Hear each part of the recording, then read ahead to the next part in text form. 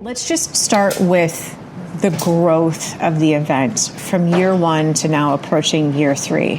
When you look at it, what do you see? I see just so much opportunity to continue to develop the product. You know, the benefit of Vegas is we just have the most unique proposition in front of us, where you can lean in so heavily on the sporting side, because I truly believe it's the best race on the calendar from a racing standpoint. But the marriage of like the entertainment proposition just means that we can continue to innovate and deliver an event that is like no other on the Formula 1 calendar. In terms of changes from year one to year three, what can we see? Year one, we took on way too much, which I think everyone knew and saw. We had our opening ceremony on the Wednesday night. We were trying to figure out track opening and closings and the logistical complexities that don't come with any other race. If you compare us to a Singapore or even a Monaco, we open and close our track like 3 times more than anyone else. And that's because of all of the different hotel workers and others that need to get in and out of those casinos. So we took on so much, and we were really proud of the production and the delivery of the first year. When we went into the second year, we took a breath and said, like, we really need to focus on making sure this is super smooth for everyone.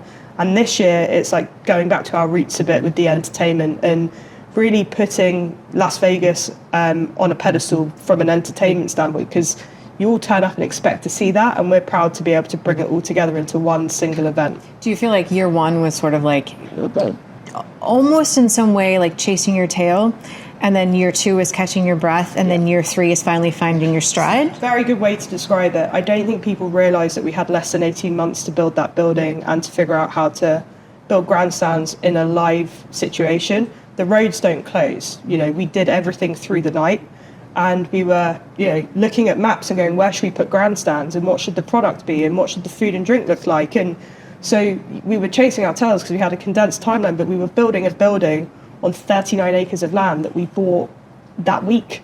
Like the week that we announced the race, which you were at, and we were at the Cosmopolitan, and I remember doing it and then going, oh my God, we actually have to deliver this now. And we had to build a building, and I remember my favourite part of that year was picking the toilet design for the pit building, the tiles, and being like, how do we make this the coolest Formula 1 destination on the planet? And so there was so much that went into it. When I moved to Vegas in May of 22, I didn't have a team, I had nobody. The first thing I did was hire an assistant, and then I was like, oh God, now I need an office.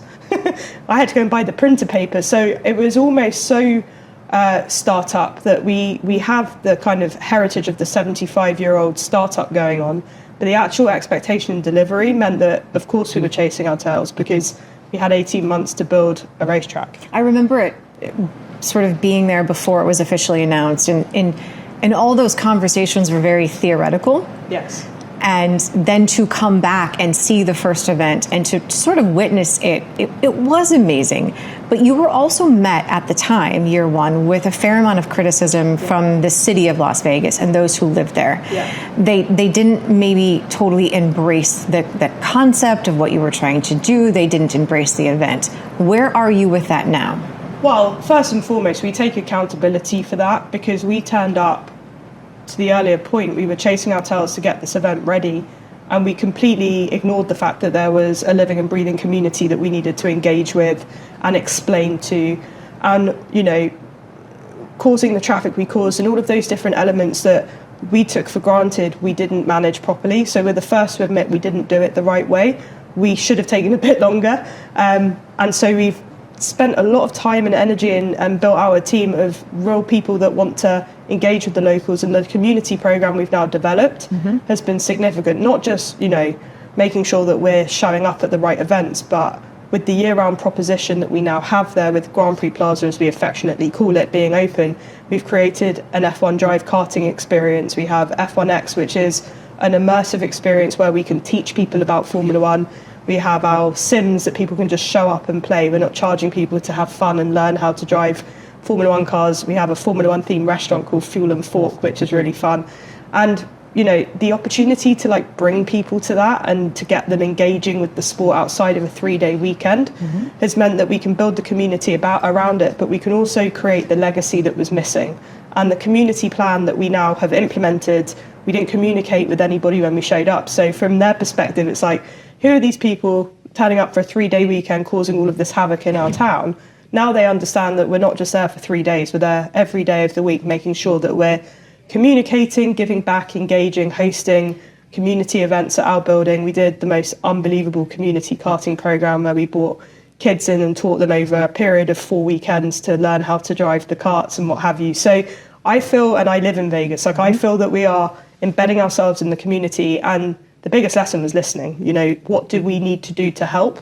How do we communicate and explain the traffic situation? You know, invested in the technology to make sure that we're texting people when we're going to be closing roads and what have you. So it's just a lot of lessons learned, honestly. How do you think your perception of the community, your perception of how to handle things have changed from, like, you were thrown into it to where you are now, having lived there this time? I think you have to, Vegas is a town where you have to earn your stripes, to be really honest. You know, quite rightly, they're very protective of the infrastructure and ecosystem they've built. And so it's taken a lot of time to build the relationships, and to the biggest lesson I've learned from being accepted in Las Vegas is to do what you tell them you're going to do. If you just say yes and then don't deliver, they're going to call you out on it. But it's all done with the best intent. You know, when they were pushing us, it's because they want the event to be successful. They want to come out publicly and support it. And it was all done with the intent of, like, have you thought about these 15 things that you're not listening to us about? And so whilst, you know, yes, there was pushback, but it's with the intent that they wear their heart on their sleeves and they're so proud of where they live. And they've pushed us to be better. So we're actually, like, in a place where we're eternally grateful for the criticism, because it's made us do better. And if you think about the impact from year 1 to year 2, like you mentioned, we can only continue to build on that as we shorten our disruptive window. Vegas is this very unique event, though, in terms of you can come to Austin, and Austin is not usually considered a vacation destination. It's not a place that people go to like they go to Las Vegas. So how do you strike the balance between the vacation destination crowd and the community that exists there 365 days a year? I think it comes back to the year-round proposition, like I mentioned, but also making sure that we make the event really accessible for the local community. Obviously, it doesn't take a lot of convincing to get the holiday crowd to come to a race, especially if they're Formula One fans. We have the inbound traffic coming from California and Arizona and all of the places at the feeder markets to the destination all year round. We give it, you know, the Super Bowl feeling. So it's like, I need to be there that weekend, even if they're not buying tickets to the race. The programming that we do, plus all the casinos and the LVCVA, makes it a place to be and be seen during that week of events. But for the local community, again, it comes back to the learnings from the first year. One of the things we were quite naive about was pricing and who lives in Las Vegas and what the product should be. And again, if you think about the timeline, because obviously we talked about you being there, had 18 months to figure this out. When we started our announcement, we didn't know where the grandstands were going. We didn't know if people wanted hospitality. You didn't know where the track was actually going to be. Where the track was going. Right. That's wild that we did that. Anyway, so it was down to, like, our perception naively was Vegas is only for ultra high net worths, and everyone that's there wants full-blown hospitality and bottle service as if they're in a nightclub. That's just not the case. And so over the course of time, we've now adjusted our ticket pricing and our product to make sure that we can cater to literally everyone. And again, if you think about Vegas as a destination, 150,000 hotel rooms. The best thing about it is, yes, you can go and stay at the Wynn and be treated the way that you expect to be treated at that level, but you can also go to lesser casinos and be treated like a king in your price point. And so one of the things we needed to adjust was not everyone wants to have the Paddock Club. Not everyone can have access to it. Everyone can have access to it. So whilst people will tell us we're the most expensive race on the calendar, which we argue we're not, we have a $50 Thursday night ticket. You know, that's because we want to be able to educate not just the local communities, but new fans that just want to come and check it out and understand it. So we've diversified our product offering, which I think meant that the community started to understand that we weren't just trying to charge them Paddock Club pricing, but you can still come and enjoy it and understand it, and it be something that you may do for one night, not 3 nights. A lot of races only do 3-day tickets. We don't. We make sure that people, if they just want to come on one night, can. So that's all the learnings of, like, how to adjust depending on where you are and what the community want. Like, in terms of accessibility, I know you hear this a lot, but one of the biggest challenges, not just for us, but for teams and even people who attend the race, like the hours, for lack of a better word, they suck. Like, year 1 was brutal. Obviously, there was the track issue, but I remember we were there for practice, and we did a live hit in the 7 a.m. Eastern show, because that's when practice ended, and that's just what it was. So you're leaving the track at essentially 4 o'clock in the morning, and after that. And the hours were a challenge. And it comes at a time of the season, it's at the end of the season, you've got teams on a million different time zones. So the accessibility, not just for the fans, but for who are there, but accessibility for the fans in the United States, but also just like the realistic expectations on the body of the people who are working the event. How is that changing over the years that we've seen? We have moved the race time earlier by 2 hours, so it's now an 8 p.m. start on Saturday night. So that has a ripple effect that everything shifts earlier, because there has to be a certain amount of distance between some of the sessions. So you'll find like gates are opening at like 2:30 p.m. Versus it being a much later start, and therefore obviously should there be any delays, it goes on through the night. So we've listened, we feel much better about the start time. Everybody is on board with it. We have F1 Academy coming this year, which we're really excited about. And so the goal is that earlier we can start the more support races that we can have eventually, so that people can be in bed at a reasonable time. So trust me when I say I was part of I have not slept in 3 weeks. Madness. It was crazy. It really was. So we listened, we've adjusted it, and we hope that this year it means that everybody is understanding that we are really trying to make that change. Some of the things that you learned from Las Vegas, how can they be applied to other events and other circuits? I think Vegas, because we own and operate it, and you know it's the only one that we do that for, it's given us the opportunity to really understand our own capability as the sport. One of the things I reference is, and I'm not sure if you saw it, but did an event at the O2 in February of this year. F1 75. F1 75 Live, which, because of our confidence in being a production entity, it was the first time where, I went to see Stefano and said, what do you think? And he was like, you think you can do it? And I'm like, well, we did Vegas. So it gives us a real confidence in like pushing the boundaries a little bit more than we would have, because we now know that we can deliver our own big events.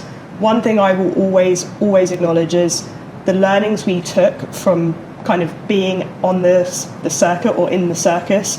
What Bobby's done here in Austin has set the bar for us. It gives us this opportunity to learn from all of these different promoters and countries that have put on amazing events for multiple years. Like, we're still in our infancy in Vegas. It's only the 3rd year, but taking the best learnings, because we've been on the circuit for multiple years. Like, I've been at F1 now for 8 years, so I've seen a lot. And it's given us the confidence to bring the best of the best into one place. Hopefully everyone agrees. But really it's pushing commercial boundaries. We are doing deals and activating in ways we never dreamed of, whether it's through our partnerships with the likes of Lego, which is a hot topic for everyone.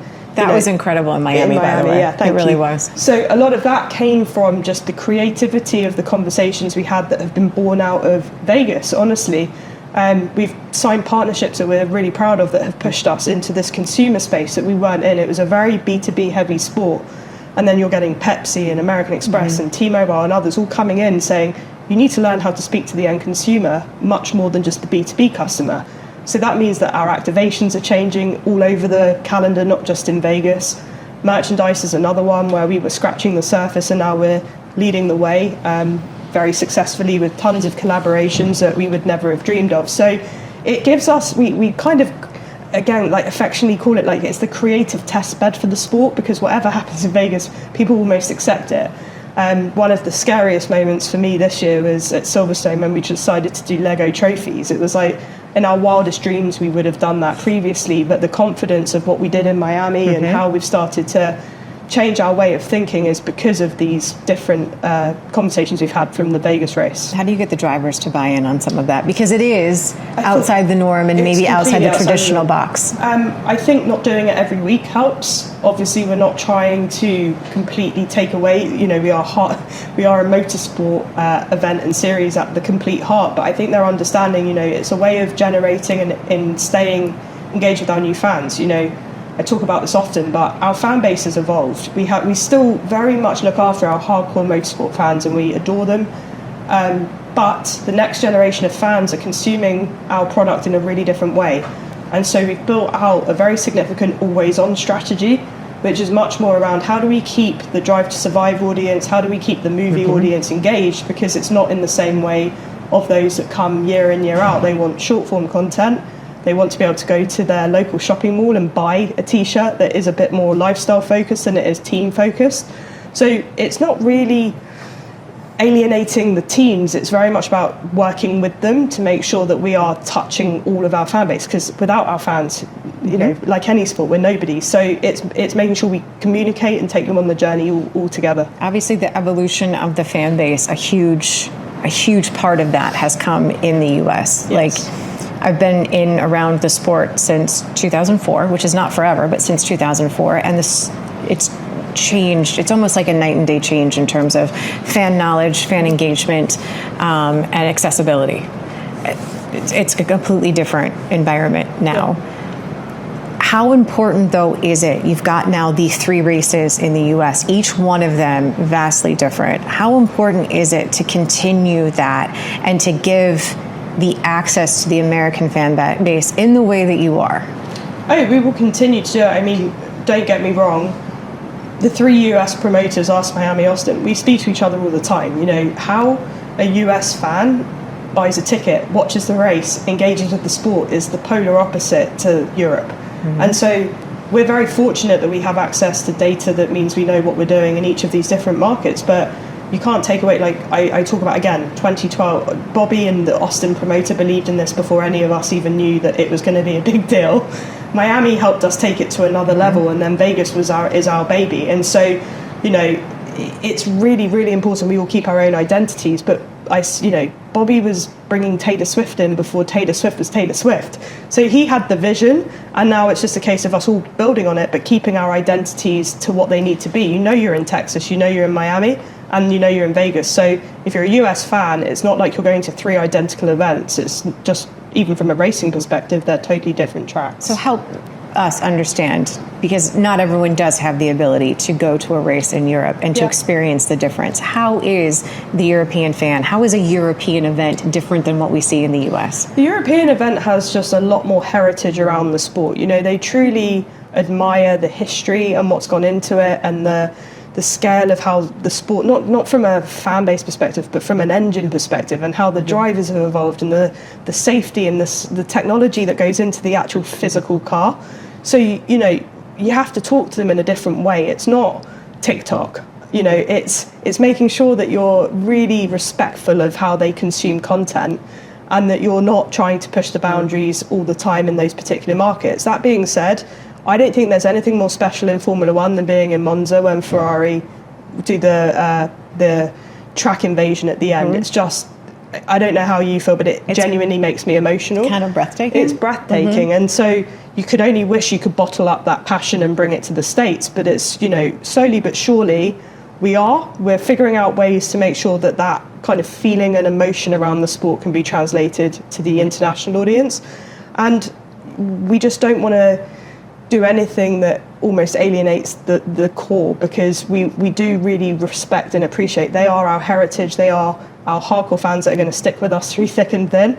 The US fan base, like I said before, they're just very new. Mm-hmm. And so we just want to make sure that we are learning from the likes of the NFL and the NBA and others. You know, we would be remiss to pretend that we haven't taken those initiatives and put them into our own ecosystem. So I live in the US, and I feel like I've taken so much from just how all of it comes together, and that you go to any shopping center and you can buy NFL, NBA, MLB. Mm-hmm. You know, that has inspired us. It's not like I woke up or my team woke up one morning and said, we need to do this. It's by seeing the fandom that's created in the different cities that, you know, have those teams. How do you strike the balance, though, between, because Formula One is, the product is essentially the same no matter what country you're in. So how do you strike that balance and find a way to maintain sort of the integrity of the sport while still catering to 2 audiences who consume it in much different ways?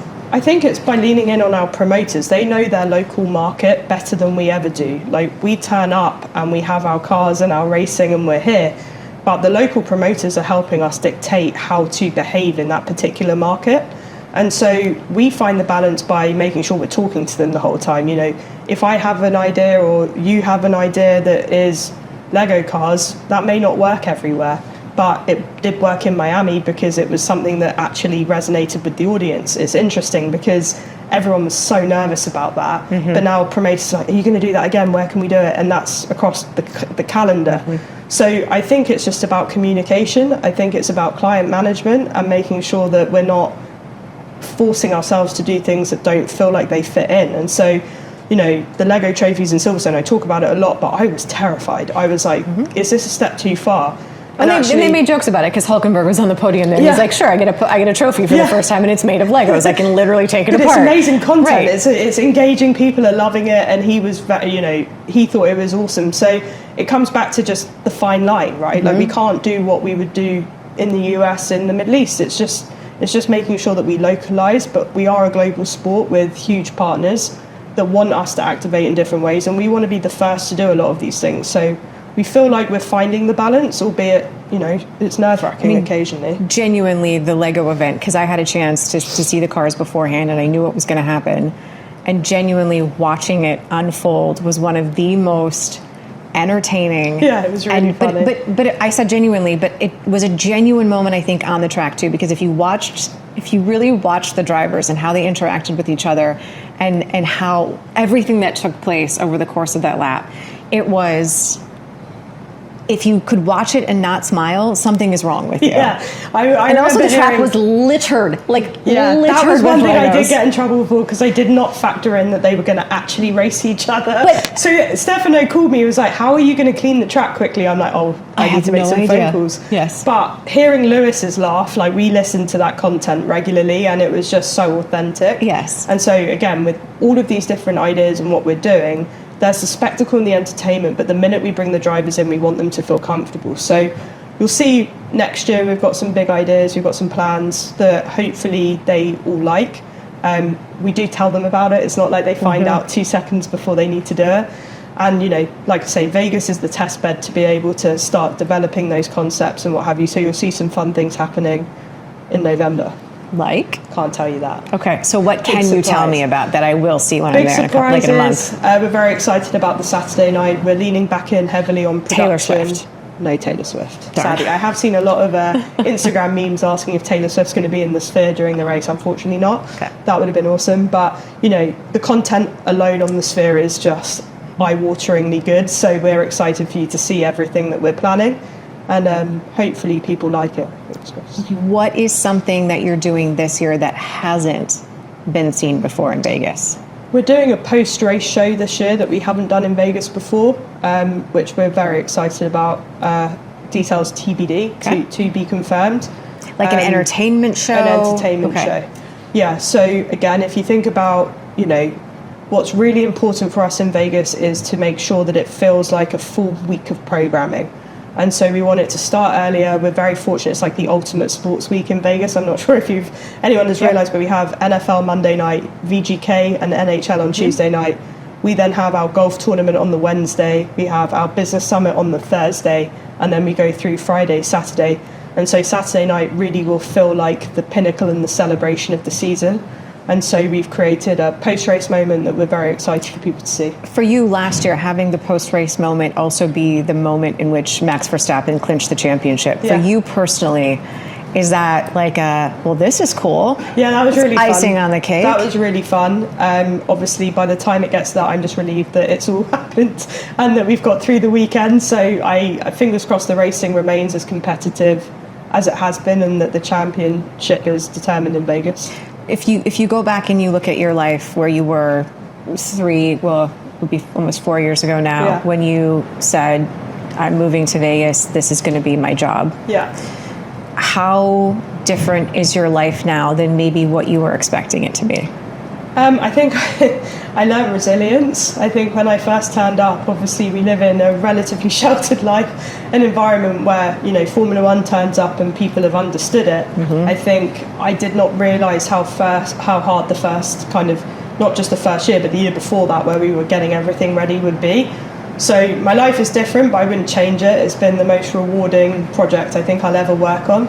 Sadly, it's one of those of done it at quite a young age, and so you kind of go, what's going to top putting on the Vegas race in the first year, because I think that was just a life tick for everyone. So Yeah, it's a special place. So for those that haven't spent a lot of time there, Vegas is just the most unbelievable community, and I am the first to admit, as I said before, that I didn't understand it, but when you're there and they start to really take you in under their wing, it's a really, really special place. So I just continue to want to give back and to make sure that, you know, we're not just a 3-day event like I mentioned. I've got a lot of passion around how to engage the local community, the children of Las Vegas. You know, it's a tough place for education, and so we're focused on how we can enhance and you know, that's where I think my life has gone down a slightly different path, because I'm obviously from London and I don't see myself, you know, being back there. I feel like I want to be in Vegas and continue to give back. Okay, so besides the need to have resilience and the need to like engage with the community, what's something that you wished you knew year one that you know now? That's a really good question. I honestly, I come back to just it's communication skills. I wish I had have realised that picking up the phone a lot more and being present a lot more. You know, when you're in that scenario where you're trying to build something, you are so focused on the job at hand, and I don't think that I took enough, or we as an organisation took enough time to build the relationships, and that's a massive life lesson, that actually the world is built on really positive relationships. And yeah, I would like to go back and fix some of those, but I think we are now doing that slowly but surely, and I think that's why, you know, we intend on being there for a really long time. Let's say I've known nothing about Formula One and I'm attending a race and I decide that I'm going to go to the Las Vegas weekend and I walk away from it. What is it that you want me to feel after I've experienced a race in Vegas? Wowed. Yeah, because I am really, like, the racing is unbelievably good. If you think about it, it was the one unknown of, like, is this just going to be a procession or is it going to be a competitive race? It's fast, there are loads of overtakes, it's an awesome race and it's an amazing experience. I'd want people to go like, wow, is that my first impression of Formula One? I want to go to 5, 6, 7 other races. I remember when I started at F1 in 2017, my first race was at the Abu Dhabi Grand Prix. I think my first day was at the Abu Dhabi Grand Prix in 2017. And I turned up and I was like, this is spectacular. Like, you just, that feeling of pride. And so I would love people to feel the same way I felt at my first event. It was awesome. Thank you. Thank you.